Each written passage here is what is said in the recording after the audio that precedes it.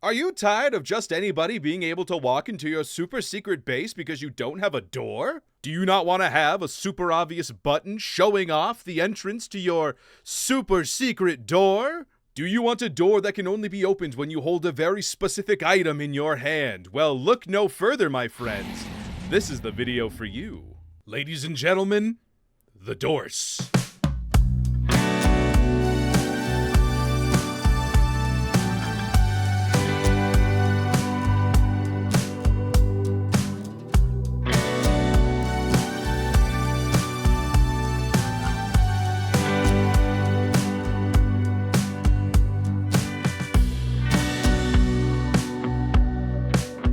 Horse door, baby! Now, the entire mechanics surrounding the Doorse has to do with animals being attracted to food, like how cows and sheep are attracted to wheat, pigs are attracted to carrots, potatoes, and beetroot, and the horse is attracted to the golden carrot. Now, all Doorses start the same. Grab a design for a 3x3 piston door. Any will do. I'm using this one by Mr. Cube 6, which is linked in the description below. Find out where your redstone input is. I'm going to use this piece of redstone here and power it on so that by default, it's always on. Now, I'm going to add in the Doorse mechanic of this. So I'm just going to put in a piece of redstone here, a block here, and a pressure plate. Every time I step on the pressure plate, the sand behind me will fall. That's the design. Now let's add the horse into this mechanic. We're going to build 5 blocks away from the pressure plate. It doesn't have to be with glass, but that's just what I'm using. And then 6 blocks next to the pressure plate so that the horse can fit in it. Now just add in a little border around the whole thing so that the horse can't escape. So now you have a 6x2 on the bottom layer and an 8x4 up above. Now just add in the horse, put a fence post here, spawn in the horse, and then attach it to the fence post using a lead. And believe it or not, for single player, this is done. Whenever I approach the sand with a golden carrot in hand, it would alert the horse's attention, and you can go through.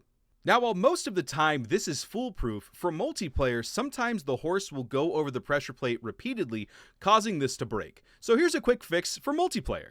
Now keep the door just as you had it, but remove the input that we had. Instead, we're going to pull it from this pressure plate on this side.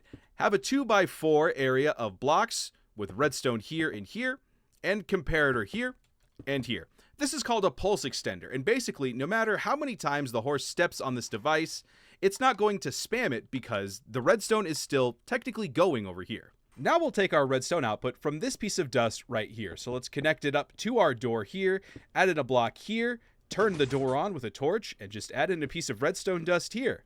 This is now multiplayer compatible. Now if I walk up to it with a golden carrot, the sand will fall. As long as the carrot's in my hand, the horse will stay on the pressure plate, and as soon as I let go, the pulse extender will start going, and the door will close. What's cool about this mechanic is you can switch it out for any mob that's attracted to a food. Like now I have a pig in there and I have a potato in my hand and he'll want to show up.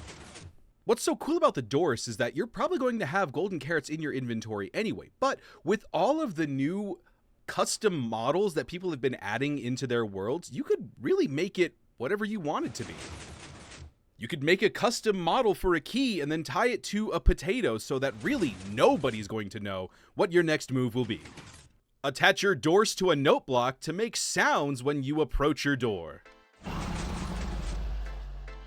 And there's your Doorse. Simple, easy to understand, and relatively compact. I hope you enjoyed the short redstone tutorial. If you did, leave a like on the video, subscribe to the channel, it really helps me out. And until next time, this is Dewlan, happy hiding.